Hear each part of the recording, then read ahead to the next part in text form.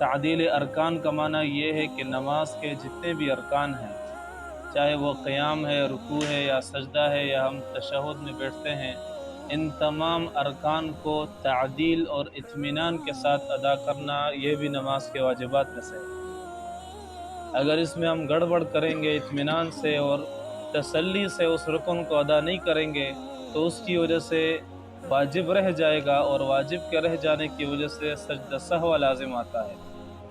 تو لہٰذا یہ بھی ایک بہت ہی ضروری واجب ہے جس کے بارے میں اکثر مسلمان غلطی میں مبتلا ہوتے ہیں کہ جلدی جلدی نماز پڑھ کر فارغ ہو جاتے ہیں۔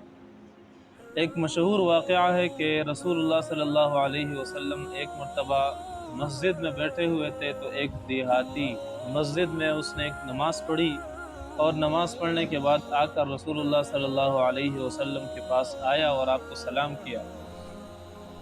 تو رسول اللہ صلی اللہ علیہ وسلم نے اس کے سلام کا جواب دیا اور اس کو کہا کہ جاؤ نماز پڑھو، تم نے نماز نہیں پڑھی۔ وہ دوبارہ گیا، اس نے اپنی اس عادت کے مطابق دوبارہ اسی طرح نماز پڑھ لی۔ پھر آیا آپ علیہ السلام نے پھر اس کو کہا کہ آپ جاؤ نماز پڑھو، آپ نے نماز نہیں پڑھی۔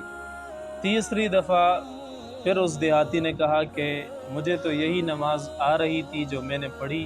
تو آپ علیہ السلام نے فرمایا کہ جب تم اللہ کے سامنے کھڑے ہو جاؤ نماز پڑھنے کے لیے تو ہر رکن کو اطمینان اور تسلی کے ساتھ ادا کیا کرو، تب وہ نماز کامل ہوگی، مکمل ہوگی، اللہ کے دربار میں قبول اور منظور ہوگی۔ رسول اللہ صلی اللہ علیہ وسلم جتنی دیر رکوع میں لگاتے تھے یا جتنی دیر سجدے میں لگاتے تھے، اتنی ہی دیر رکوع سے اٹھنے کے بعد بھی کھڑے ہوتے تھے، اور دونوں سجدوں کے درمیان بھی اسی طرح اطمینان اور سکون کے ساتھ بیٹھے رہتے تھے کہ آپ علیہ السلام کی نماز تھی۔ تو اور آپ علیہ السلام نے خود فرمایا ہے کہ صلوا کما رأیتمونی اصلی، صحابہ سے فرمایا کہ نماز پڑھو جس طرح تم مجھے نماز پڑھتے ہوئے دیکھتے ہو۔ تو صحابہ نے آپ علیہ السلام کی نماز کو دیکھا، اس نماز کو نقل کیا اور وہی نماز ہم تک پہنچائی ہے۔ تو یہ جو روایت میں نے آپ کے سامنے رکھی اس سے بھی ہمارے سامنے یہ مسئلہ نکل آتا ہے کہ ہر رکن کو اطمینان اور سکون کے ساتھ ادا کرنا ہے، چاہے وہ رکوع ہو یا سجدہ ہو، یا رکوع کے بعد سیدھا کھڑا ہونا ہو یا دونوں سجدوں کے درمیان بیٹھنا ہو، یہ تمام جو ہے یہ نماز کے واجبات میں سے ہے۔ ایک روایت میں تو یوں آتا ہے کہ آپ علیہ السلام نے اس بندے کو بدترین چور کہا ہے جو نماز میں چوری کرتا ہے۔ صحابہ نے پوچھا نماز میں وہ کس طرح چوری کرتا ہے؟